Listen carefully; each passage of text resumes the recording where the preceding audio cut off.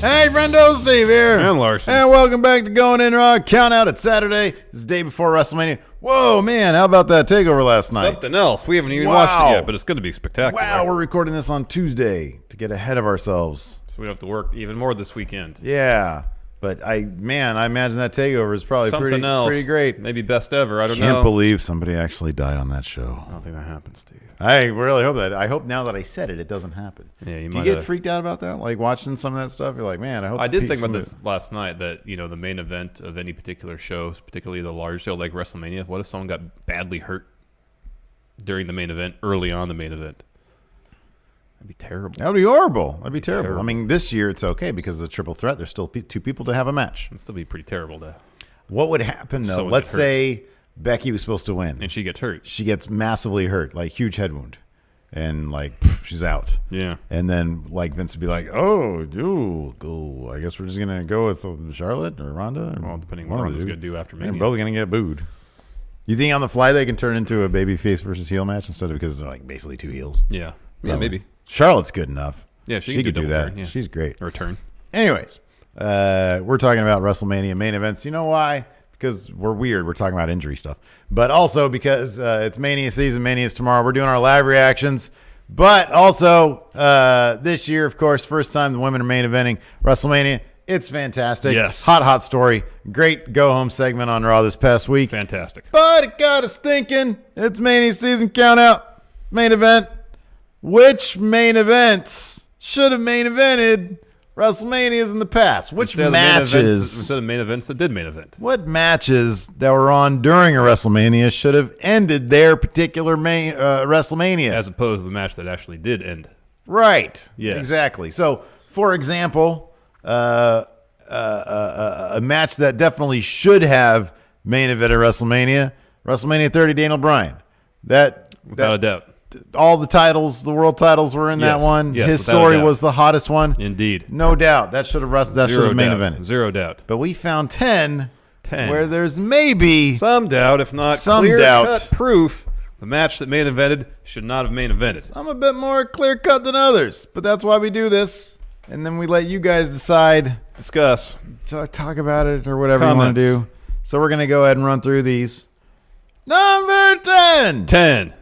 The Ultimate Warrior versus Macho Man, WrestleMania 7. This is at WrestleMania 7. This was a retirement stipulation. I think whoever lost this match, whomever lost it, would have to retire. Well, this is also 1 year, so let's some history here. The Ultimate Warrior won the title in a big, what was supposed to have been a torch-passing moment 1 year earlier. From Hulk Hogan. Correct. So Hulk Hogan was at that point set to ride into the sunset. He's handing over the world title, the WWF. The future of the WWF. And remind me again, who main evented this WrestleMania Hulk 1 year Hogan. later?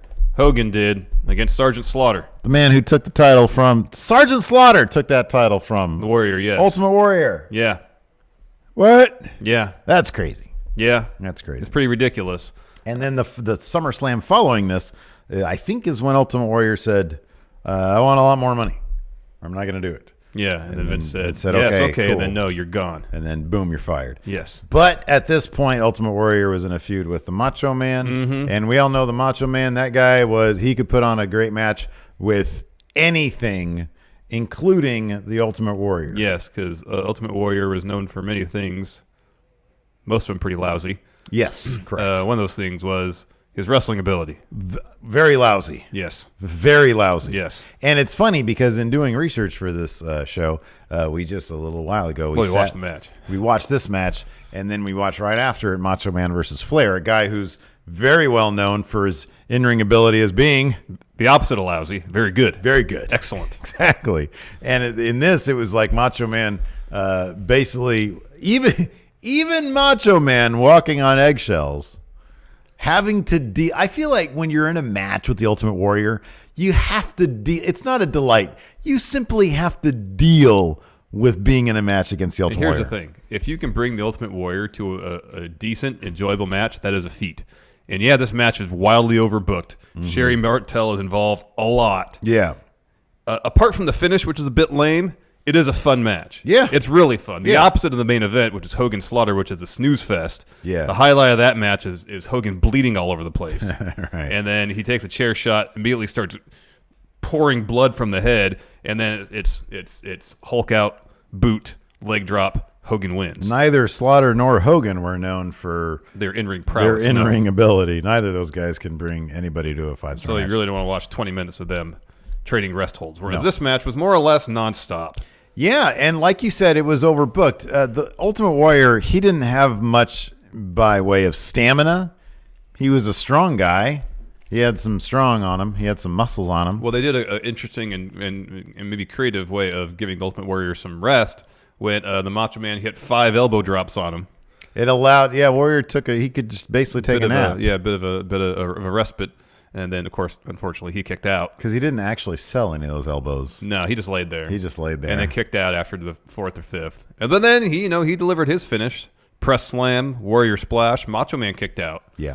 The finish was kind of lame though, where the Warrior hit 3 shoulder tackles, 2 of which sent Macho Man tumbling outside the ring. Very put lame. Macho Man back in and pinned him. Yeah. Now if he'd follow that up with press slam, Warrior splash, a more satisfying finish maybe. But anyways, probably the real highlight of this match is afterwards, Elizabeth, who was sitting near ringside for this match. They couldn't essentially give her an actual ringside comp seat. Yeah, for she this was match. like on the entrance ramp. Yeah, she was like 5 rows deep or something. Yeah. She comes down to the ring. Her and Macho Man have a reunion. The following SummerSlam, they would kayfabe get married. Mm-hmm. And then, of course, we'll talk about his match at WrestleMania 8, where she was involved in the storyline with Flair. But, it kind of kickstarted their reunion. Was it in front of cameras. Was it the SummerSlam following this or the one following the SummerSlam following this that they got married. Okay. And then, like you said, I mean, this was sort of the only one on here. Now, yes, it is the best match of them all. I think the best example or the best evidence that I could find for this one main event, the case for this main eventing, besides the fact that it's a way better match than the actual Hogan main Slaughter, event, yes. But still, even crappy matches got big pops back then. Mm-hmm. Like Hogan Slaughter actually got a pretty big pop at the end because they were using a ton of that Iraqi heat for Slaughter because the Iraq War, the first Iraq War was going on. But on Warrior's trunks, on his buttocks, Yeah, there was an airbrushed. airbrushed picture of the world title, and then the letter, the words, like this means so much more than this, or something like that. Yeah. Like this match It's is more important above than title. titles, yes. Exactly. Therefore, it should be above Hogan. Therefore, it should be main event. So in Warrior's estimation, it should have been the main event. But yeah, and it is actually a really fun match. There is a lot of Sherry and Macho Man are both very active in this match. In Yes. fact, they are the only things that are active about this Yes, match. yes. And the fact that and Meltzer gave this 4.25 stars.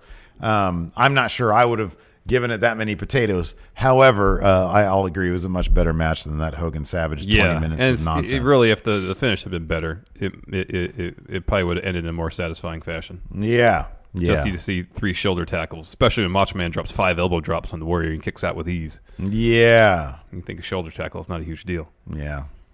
But yeah, so no, I'll give this a begrudging agree. Well, that's only number 10. Oh, no, I know. Yeah, number 10s are usually begrudging agrees.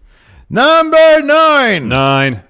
Diesel versus the Heartbreak Kid, Shawn Michaels. This was WrestleMania 11. Yeah. 11. What was the actual main event of WrestleMania? Lawrence Taylor of dear. NFL football fame, former New York Giant, taking on Bam Bam Bigelow. Kind of cool, though, that Bam Bam Bigelow got to main event WrestleMania at some point. And while it wasn't a spectacular match, the main event, Lawrence Taylor handled himself pretty well in the wrestling ring. Yeah, he did. However, this is Mr. WrestleMania, Shawn Michaels we're talking about here. Getting a shot, his first shot at the WWF title at WrestleMania. Yeah. Here. The match itself is pretty decent, pretty good by Diesel standards, because, again, not known for his in-ring prowess. Right. HBK, much like Macho Man, could bring just about anybody to a good match. It's kind of crazy how, so this is 95. It's kind of crazy. Was it 95? Yeah. Yeah, it was 95. Yeah, because 94 was Luger Hard. Yeah. It's kind of crazy how, if you take a look at a Diesel match, say what you will about Kevin Nash, but in 1995, the guy, he could move pretty well For a man his size especially. He can move pretty well. Yeah, his repertoire of moves wasn't terribly large, but he can move. In a matter of 2 years, how did he slow down so hardcore? Because by the time he got to WCW, he wasn't putting on the matches just like a year later. He wasn't putting on these kind of matches. I don't think he really had to. That's a good point. That's such a good point. He didn't have to. I don't think he had to. He already had the guaranteed paycheck. He had the money, man. He wasn't champ. The whole thing of the company wasn't resting squarely on his shoulders. That's a good point. He didn't have to put forth that much effort in WCW. I didn't think about it that way. Have to. I didn't think about it that way. And think about I just this figured too. if you could, you would. If you're in the ring opposite your good buddy Shawn Michaels, who is at that point already one of the best, if not the best, in-ring competitor in WWF. Mm-hmm. You're at WrestleMania. You don't want to go out there and embarrass yourself. Yeah, sure. You want to go out there, have a good time with your buddy. Yeah. Go at the same speed best you can with him and put on the best match you can. Yeah. This, of course, is after Diesel was Shawn Michaels' bodyguard. Mm-hmm. They had a falling out. Yeah. This is HBK's WrestleMania match after he went wire to wire at the Rumble. Oh yeah. Previous Rumble, of course. Next year he'd win the Rumble again. Yeah. And would beat Bret Hart for the WWF title. Also, this match features appearances by Pamela Anderson and Jenny McCarthy. Nice. 90s icons, man. Yes. Absolutely. One of which now is a terrible anti-vaxxer. Yeah. So be sure to vaccinate your kids. Yes, please. People. Yes, please. Don't be stupid. Vaccinate your kids. Yes, please. Yes. It's a public service announcement here from Going In Wrong. Yes, it is. Anyways, and then like we said, the main event was a celebrity match. Mm-hmm. These days, that would be your Braun Strowman versus Rob Gronkowski or something like that. Yeah. And that Jinder probably fall at some point in the latter third of the card, but not the main event. Because it's not like, LT was a star, but it's not like he was who do you think had more name recognition, Ronda Rousey or Lawrence Taylor? I would argue that it was Ronda Rousey. I don't know. Ronda Rousey was like a singular figure at the top of her game. LT was a team player. But he was a standout defensive player. He was probably one of the more famous defensive players of his generation. It's him, Reggie White, maybe Ronnie Lott. Underrated actor, that LT also. Any Given Sunday. Oh, yeah. Man, he could have been like, I imagine him like a villain in the Blade series. That'd been interesting. Yeah. Didn't he end up being a scumbag, though? Oh, God, yeah.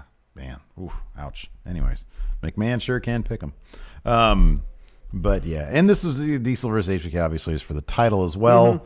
Mm-hmm. Diesel, how deep was Diesel into his year-long run? Do we know? I believe this was 95. April of 95. So I think he won it the previous November. Okay, all right. So he was like knee deep. He was I think he won before Survivor Series when he destroyed Backlund at a house show. Yeah, yeah, right. I want to say it's November, maybe October. Yeah. So anyways, the previous fall he won it, I believe. Okay, all right. So yeah, he was waist deep. He was a big star. Mm-hmm. And Shawn Michaels, of course. This is the kind of match that if the situation was now, Twitter would be all like, this better be the main event. We don't want a celebrity match main eventing WrestleMania. But back then, there was no Twitter, so nobody could really voice their opinions. No, they had to write sternly worded letters to Plus, people were stupider. The editors of Pro Wrestling Illustrated. Yeah, they were stupider back in 1995, so they were like totally cool with that kind of shit. Let's move on. Yes. Number 8. Brock Lesnar versus Bill Goldberg. WrestleMania 33. Yeah, no, this isn't WrestleMania 20, mind you. No, it's WrestleMania 33, the actual enjoyable match between the make good, sorry. Yes. Yeah. So we were there for this. This match is less than 5 minutes long, and you don't need a second more because they packed this 5 minutes with so much entertaining stuff. Yeah. That is satisfying. And maybe it only would have really worked in the position it was in the card because of what it is. But given that the main event was a sloppy, awkward, uncomfortable 25-minute match between Undertaker and Roman Reigns, that was painful to watch because you could just tell Undertaker was in pain the entire time. I was sitting there. We were there live, hour 7, uncomfortable chair, strobe lights eating away at my brain. Well, even take that out of the equation. I'm talking about the actual quality of the match. It made it worse. Yeah. It was just a nightmare scenario. Now, if this is a situation where the Undertaker for sure retired, as we were led to believe because he put his coat and his hat down, then a case could be made. You can make the case. But my God, he keeps on kind of coming back, not coming back. He's back. He's not back. He'll come back for a promo on some special episode of Raw or SmackDown, and then he'll have matches in Saudi Arabia. Yeah. But he's not at Mania this year probably, but he's going to be a StarCast. Yeah. Anyways, in hindsight, this might have been a more enjoyable way to finish the show. Mm-hmm. A good send-off for Goldberg. Yeah. Getting a main event of Mania. Could you imagine? Didn't get to do before. What if they did this instead? You have this match finish the card, and then Brock celebrates whatever. These two guys embrace because Brock really wanted to do the Goldberg thing, and Goldberg really wanted to do the Brock thing. This was a big-time feud. This is a big-money feud, and I really enjoyed it. It had a really killer kickoff at Survivor Series, the previous Survivor Series. And then, so Brock then goes his merry way up the ramp, and Goldberg sticks around. He calls his kid, and he does the farewell thing that he did the next night. After the cameras stop rolling on Raw. Yeah. What if he does that even maybe after the cameras go off, at Mania, he gives that thing in front of however many 70,000 people. Yeah. I mean, that'll, if the image of Brock Lesnar holding up the Universal title isn't enough to get people geeked out, which these days it totally isn't, he leaves, and then Goldberg gets to send the people home happy with a very, very heartfelt thank you and goodbye. I think that could have been a killer end to WrestleMania. That could have been pretty cool, man. Yeah, that could have been good. But instead we got a very long Roman Undertaker match. That was just uncomfortable to watch. And then all that stuff where he puts down the hat and the jacket, and then it's just that music on a loop again. And he has to painfully walk up the ramp halfway and then descend. And then he goes to the underworld. You got to pump up the smoke and fog to cover up the fact that the little the hydraulics are malfunctioning. Exactly. We need more smoke, damn it. But all the smoke. How much more smoke do we have? All the smoke. All the smoke. All right. Here we go. Number 7. 7. Kurt Angle, Ronda Rousey versus Triple H and Stephanie McMahon.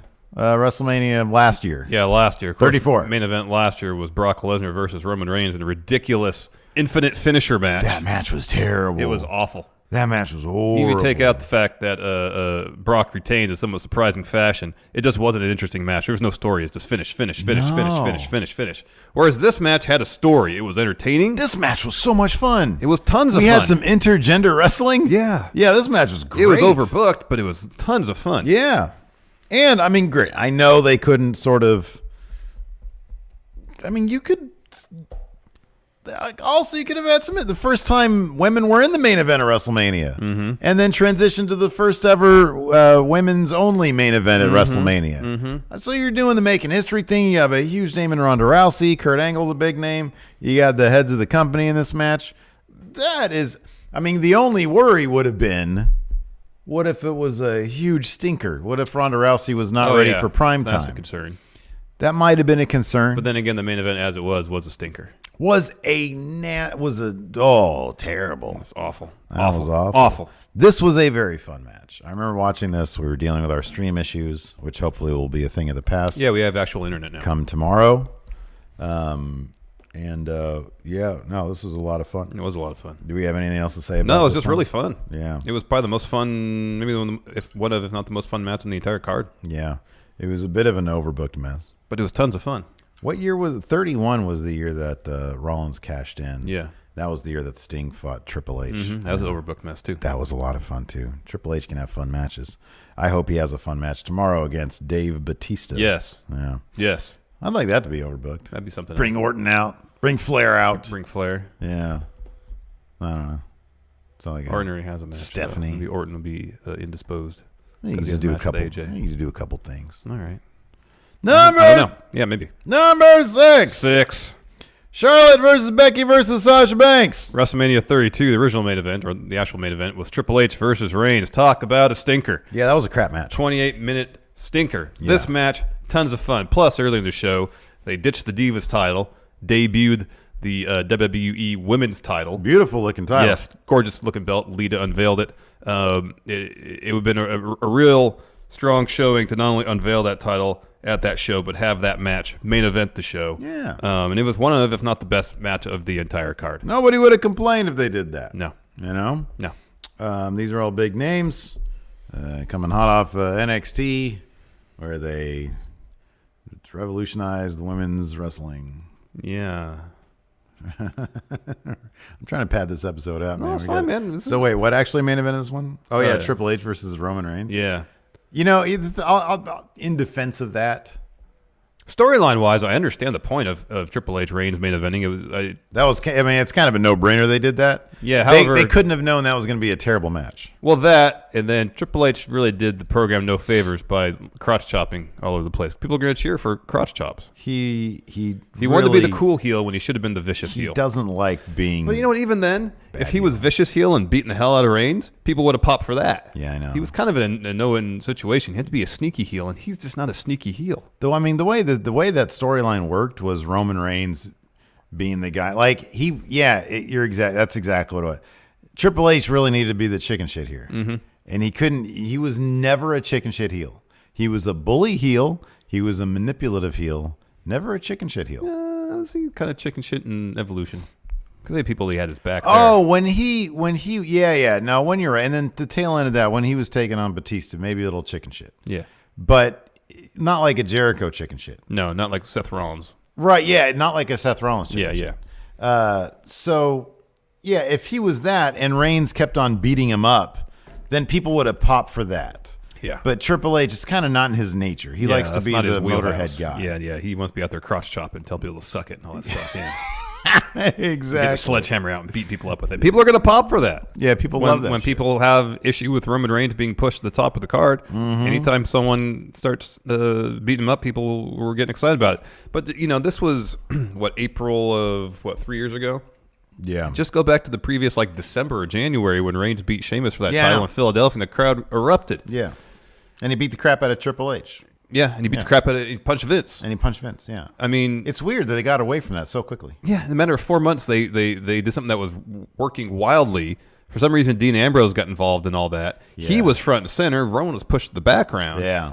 And Dean and Triple H had a really good match right before WrestleMania. Yeah. And then Roman had to put his title up at the Rumble. They did that terrible bit where he got taken out by the League of Nations, and Triple H predictably ended up winning the belt to set up this match at Mania. But the creative mistakes they made along the way were staggering. Yeah, I still think it would have been cooler because that Royal Rumble came down to Dean and Triple H. That'd have been kind of cool if they gave that title to Dean at that point and then forced him into a program with Roman Reigns. It's like, ooh, brother versus brother kind of thing. That could have been interesting. But yeah, they went with the Authority versus Roman Reigns, and it just kind of sucked. It just didn't work. But this match, like you said, this is a really good match. I don't remember a lot about it, but I do remember it was decent. It's when Sasha had the Eddie Guerrero-inspired gear. She did the frog splash. See, that's good stuff. Yeah. That's good Charlotte stuff. ended up winning. Yeah. I mean, this is probably on here as it should have been, but it was least likely to have happened. You know what I mean? I don't know what sort of explanation they would have given for this being the main event. But, yeah, it'd have been cool. It would have been awesome. Number 5.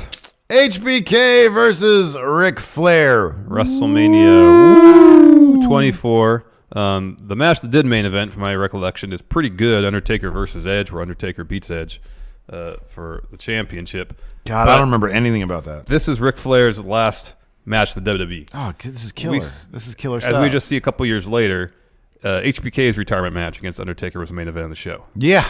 Largely because of what HBK meant to the company. And this definitely feels like the first one probably in a series of matches like this. We have the end of an era match. We have his series against Undertaker, and then HBK against Flair here. Sort of kicked off that whole thing. And yeah, I think those all should have been probably end of an era. What main event of the year end of an era? Bring it to that in a little bit. Okay. Oh, okay. Is that on here? Yeah. Oh, nice. There it is. Oh, yeah. Okay. Hard making that case. But that wasn't going to happen. Yeah, we can try to make the case. Yeah, sure. But no, HBK versus Flair, of course, this ended with the maybe the most famous super kick in the history of WrestleManias, anyways, with when HBK said, "Lo siento, te amo," and then super kicked him. That's what it would have said on the Spanish broadcast. Instead of "I'm sorry, I love you." Yes. Super kick. I'm sending Flair into a retirement before going out into TNA Impact. Yeah, the adios. Yes. Yeah. But no, another spectacular showing from both these guys. And also, I think Ric Flair was he couldn't have a bad match. And I think also just based on Ric Flair's importance to wrestling, give him the main event spot. If this is his last match, give him the main event spot. Yeah. One of the most legendary performers in the history of the industry, arguably the greatest wrestler ever. Mm-hmm. Give him the main event spot. Yeah. Yeah, I don't remember anything about... from what I remember, from what I understand, Edge and Taker was a good feud. Yeah. And it was probably a good match. Yeah. But, man, like when you think of these matches, think what's like the most iconic match on that WrestleMania... And it's this. It's this one. They replay this ad nauseum. They replay this all the and time. The next night on Raw, they have Flair's goodbye, essentially, where the whole locker room comes down and he has the actual retirement ceremony type. And he's crying and probably bleeding. Yeah. Number 4. Yeah, it's the end of an era. Yeah. Triple H versus Undertaker with Shawn Michaels as guest referee. Hell in a Cell, WrestleMania 28. Of course, main event of this show is kind of a huge deal. John Cena versus The Rock. Their first match, but knowing that it happened again the next year in the main event as well, just because it felt like they weren't saying it in so many words, but when you hear "end of an era," it makes it sound like someone's retiring. Yeah. At this point, Shawn Michaels already retired. Mm-hmm. That leaves you with Triple H and The Undertaker. Mm-hmm. Now, if this was The Undertaker's last match, oh man, what a way to go out! Oh, big undefeated time, at WrestleMania, yeah, having one of, if not the best match of his entire career. This match might be my favorite WWE match of all time. The storytelling this match is insane. The history between all three of them. Usually special guest referees don't bring a lot to matches. Shawn Michaels is really what kind of held this match together. Yeah, he was the rug, man. It was so good. Yeah. It's so good. It is really good. I remember watching this. Was it at my old house at Trails? I remember watching this and just being mesmerized by it. It was fantastic. It might actually be my favorite WrestleMania match of all time. It might be my favorite WWE match. I don't know, but no, it was really something special. One of the problems with the Cena Rock thing, obviously, that's the big money match. It's the freaking obviously, Rock, obviously. But like that whole from 27 and then 28 and 29, the entire thing was so predictable. I know. Down to CM Punk having that title and then losing it to The Rock. It was all so predictable. So it's like you're watching something you basically have already seen. Yeah. Because you know what's going to happen. With this, you might know what's going to happen, but there's also the element of, man, this is end of an era. Shawn Michaels, special guest referee. We know that he's like a face and he's not going to betray Undertaker. But then there are elements of that in there. Yeah. Undertaker retired him. And it's like, man, if anybody's going to beat Undertaker, it's going to be Triple H in this match right here. This is going to be it. And then, of course, Triple H loses. And I think if it was up to Triple H, Undertaker would have either retired here or just been undefeated. Yep, at WrestleMania. Here on out. Yep. He ended up losing, of course, to Brock Lesnar at a couple years later. Yeah. Was that at 30? It was at 30, 30, yeah. Boy, that was a good Mania. But yeah, and this was just stellar. But again, Cena Rock. It is the money match, but again, in hindsight, it's a better match. It's a way better match, like one of the best matches. Yeah. And it's the iconic one. I'm kind of curious. I don't really know. When Mania season comes around, iconic matches sort of pop up. People start talking about them, whether it's on one of the wrestling YouTubers or on Twitter. Do people talk about Cena versus Rock at all? Not very much. Not really. No. And I think it's just because there was nothing surprising there. Maybe it was a little surprising Cena lost that first one. Yeah. Maybe. No, I said it was pretty predictable because then we knew he was going to win we knew they were going to do it again. Yeah. Despite them saying once in a lifetime. I do like that last moment of Cena sitting there in front of the wrestler, like on the ramp in defeat. Yeah. And the WrestleMania signs behind him, or the stages behind him. Yeah, It was a great visual. But the visual of these guys up on the ramp, all holding each other, all propping each other up, that's killer. And they had the 19-0 to go to 20-0. Yeah. That's killer. That should have been it. That should have been it. That's it. That should have been really an end of an era. Maybe they knew it was an end of an era, so that's why it didn't go on last. But that's just so wrestling. You have to beat everything into the ground. I know. Nothing is safe. But if it wasn't really end of an era, why they call it an end of an era? And in the same pay-per-view, why they call it once in a lifetime? They knew it wasn't going to be. Yeah. Anyways, moving on. Number 3. 3.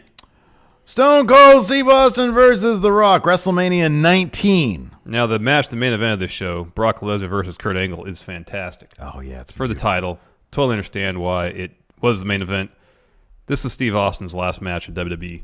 Again, comparable to Flair, when you have someone who's so important, and they knew this could be Austin's last match, if I remember correctly.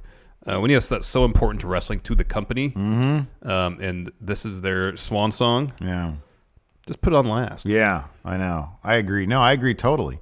I think that, the lasting image I actually have from, and I know it's a great match. It's a great match. Oh, it's Brock Lesnar almost breaking his neck. That's the lasting image I have of that match. It was terrifying. And yeah, even if Austin had never been dropped on his head by Owen Hart, I have no doubt that he probably would have continued wrestling for much longer than he did.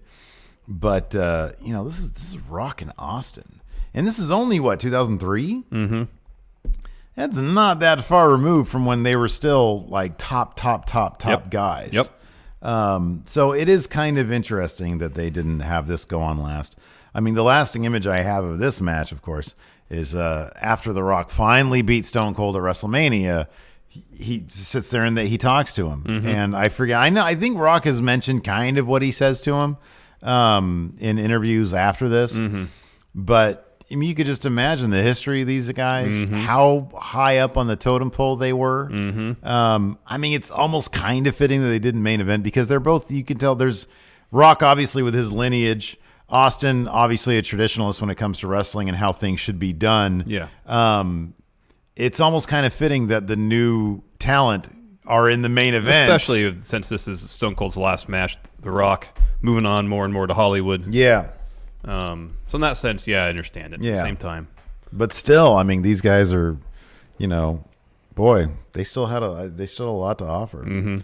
But Austin's entire body was just shutting down. Yeah, totally was. Sucks, man. It does suck. That sucks. Moving on. Number 2. This will be a quick episode, man.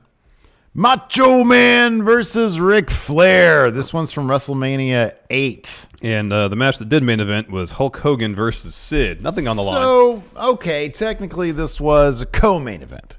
It was advertised. No, whatever goes on last, the main event. I know. I don't care what Chris Jericho says. The last match is the main event. Yeah, okay. They're on the poster. Yeah. It's also now weird. like a bunch of people are on the posters. This was the year. This was the year that people were like, "Wait, why didn't Hogan fight Flair?" Which is a valid question. Yeah, but apparently it's a convoluted answer. Well, yeah, it's weird because in the summary answer was they didn't draw on the house show circuit. But it seems like there's more to it than that. Yeah. But anyways, that's kind of the short answer. So instead, they went with Hogan versus Sid, which is a terrible, awful. Match. It seems like a match that like rookies would do. It's a terrible match. It's terrible. We covered that in the worst WrestleMania match we did earlier. Yeah, it's awful. And I like rookies. Yeah, and so like that was here's the really tragic thing about it. Going into that match, into that WrestleMania rather. This was billed as Hogan's final match. He was going to retire and then go do that beach show. And they did like this interview, this sit-down interview. Oh, where he's talking in his shoot voice? Where he's talking in his weird shoot voice. And then they used that match to bring back the Ultimate Warrior. There was no... who walked in as champion? Flair. Oh, yeah. And sorry. You just assumed that either Hogan or Sid was I champion. forgot. Yeah, that's right. This is for the damn title. Yeah. This is for the flipping title. It's a dream match. Yes. For the title. Yes. And it happens about halfway through the card. Because what I was going to say about the Hogan Sid one is that it ended in a DQ. Yeah. Yeah, there was no clean finish. There was Yeah. Because Papa Shango comes out. Yeah, that's right. He and Sid start beating up on Hogan, and then Warrior comes out and make the save. Yeah, so there was no So the feel-good moment of the end of WrestleMania 8 is the Warrior returning. Yeah. Which I don't really know what he cares about. No. But this was a title match. Yes. A dream match between two legends. Two very active competitors. Granted, Flair, they still had a pretty hot feud after this. Yeah. About the Elizabeth stuff. But Macho Man, a year after his retirement match against Warrior. Unretired. Back to wrestling. and he wins the title here. It's fantastic. Yeah, and it's a great match. And it's so funny when you're watching this back-to-back with Warrior Macho Man, and then this, it's like Macho Man is a kid in a candy shop. He is having so much fun, and he's moving so fast as opposed to having to do circles around the Ultimate Warrior, not embarrassing the guy. This match is a little bit overbooked, too, because Mr. Perfect's out there with Flair. Hands him so much fun, though. Oh, it's tons of fun. Yeah. You got foreign objects. Yeah. You got Elizabeth coming down the ringside, and then like a bunch of people, including Shane McMahon. Yeah. Trying to baby Shane McMahon. Trying to convince her to go backstage for some reason. Yeah, it's weird. And it's just a lot of fun. In the end, of course, Macho Man picks up the win via roll-up because Flair's been working his leg over, trying to get the figure 4 on. It's just tons of fun. Yeah. And then we get a great Flair promo. Oh, it's a classic Flair promo afterwards. Yeah. And Macho Man's is pretty good, too. Next time I see Elizabeth, I'm going to give her a kiss on her moist, wet lips. Woo! Creep. Yeah. What a creep. This is And 2019 Flair. Can't be doing that. And afterwards, Macho Man says, with the belt says, "This is only a part of you, yeah, I Flair. want the whole the whole nature boy, yeah." Oh, yeah. And then he gives the belt to Elizabeth, says, "Here, this belongs to you. Get out of here." Get out of here, go. Doesn't let her talk again. That was a weird thing. But yeah, and then instead of the main event we got, because Hogan, but then again, so this was WrestleMania 8, Hogan's final match, right? What happened to WrestleMania 9, Larson? He won the title. He won the title in what was actually his final WrestleMania. Well, for a while. Until good. There you go. Number 1. Rock versus Hogan, 2000 WrestleMania X8. 18. X8. Yeah, X8. Triple H versus Jericho was the actual main event. Jericho says that match stinks. Yeah. It's not that great. And Triple H is I think Triple H has even said, I don't know how we were supposed to follow that. Can't. Yeah, you can't follow that. I've never seen a crowd that electric. Never. This might be Take the enthusiasm of like a PWG show and multiply it by, I don't know, what's 400. What do you have to times 400 by to get to 70,000? A lot. Yeah. What, 200? 2,000? 2,000 probably. No, 200. 200. I think 2,000 would take you up to 800,000. Man, that's a lot of people. Yeah, it sounds right. 200 by 400. As has been established on this show, though, our math isn't exactly our forte. Anyway, Steve, you continue. 200 times 400. Hold on. No, it is 80,000. Yeah. 200 by times 400. So anyways, I remember being there at Yankee Doodles, which is a bar in L.A. I don't know if it's still around. That would air WWE pay-per-views. You pay like $5 to get in. Yeah. And that place was electric. This might be, in my opinion, granted, Anavera is like my favorite actual wrestling match, but this might be the biggest WrestleMania moment in history. Talk about this is how passings of the torch are done. And granted, Rock was, he had maybe a toe already on the way to Hollywood. Wasn't that much long after this that he was starting to do the Hollywood Rock thing. Right, exactly, yeah. But talk about, and Hogan, to his credit, at this point, could still wrestle. Like, he went on a pretty decent tear for the year after this. He actually won the Undisputed title. And he won the Undisputed title, and he seemed to be having a lot of fun. And I really enjoyed it. Well, he was back in WWF on top. Of course, Hulk Hogan would be having tons of fun. I don't even know what I was thinking there. What does he live for more than anything else? Yeah. Hogan's being on top. Being on top. But everybody was having a lot of fun with Hogan being on top. Yeah. And that's sort of the difference. I don't really think. Not Shawn Michaels. He had fun during that one match. He had fun during that match. He was having any fun. But anyways, no, this was absolutely. And here's the thing about it. The thing that I loved about this was Vince bringing back the NWO. And according to Bruce Pritchard, Vince in the episode for Something to Wrestle that talked about the unified title one. Judgment Day? Judgment Day. Yeah, Judgment Day that we did a going in review on. He said it was that pay-per-view that he started telling people, we're bringing the NWO in. Yeah. And a lot of people really loved the idea of bringing Hogan in because they knew that meant money. And they weren't so keen on Hall and Nash. But there did seem to be this odd idea, and I understood it because NWO was hot, or the idea of NWO and WWE's hot idea, But Vince underestimating the crowd's reaction to Hogan and not necessarily the NWO. Because people seem to understand that, man, this is a big moment. Hulk Hogan's back in the WWE. Like, NWO, fine, whatever, cool. But that's Hogan. And I'll never forget when they first came out in the ring, when they were doing their promo, I think it was Nash that talked first and then Hall, or maybe it was backwards. And then they hand the mic over to Hogan. Well, that crowd, during the initial promo with Hall and Nash, they were already chanting Hogan. They were like looking at that guy, not paying attention to the other guys. It was a big deal. Yeah, I remember that. And so when Hogan and Rock, and Hogan's supposed to be a bad guy because of the NWO, that crowd was not buying that at all. They saw right through that and saw exactly what it was. Dream match between the icon of the 80s and the icon of the Attitude Era. That's what they wanted to see, and that's what that crowd brought that match to. And when you look at the reactions from The Rock and Hulk Hogan at that crowd, which was firmly 50-50, and in fact, it was probably that crowd was so firmly on both sides because they were probably chanting Hogan, and then the same people probably chanting Rock. Yeah. And they called an audible in the finish. Where they had the NWO attack Hogan after the match. That's right. To set a proper face turn for Hogan. Which was brilliant. Yeah. Which was absolutely brilliant. Yeah. So it was so electric. It was so massive. It was such a big moment. And then there was a match after it.